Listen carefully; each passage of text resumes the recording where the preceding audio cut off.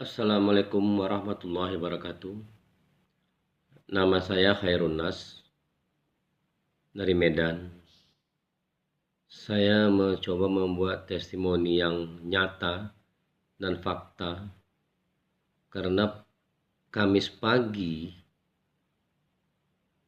hari Kamis pagi tepatnya tanggal 3 September 2020, saya batuk keras.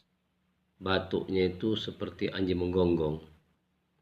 Terus saya beli obat batuk paginya sampai dengan sore belum ada perubahan. Jadi malam Jumat saya tempelkan pendes glue ini di dada sebelah kanan dan sebelah kiri. Jumat pagi setelah saya tidur malam, Jumat pagi batuk saya hilang total. Insya Allah hilang total.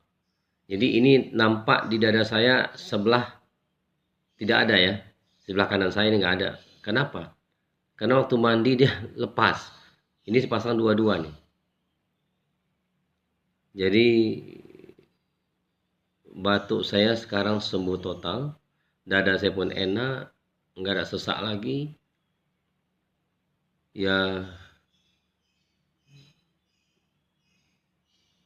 alhamdulillah saya sudah sehat.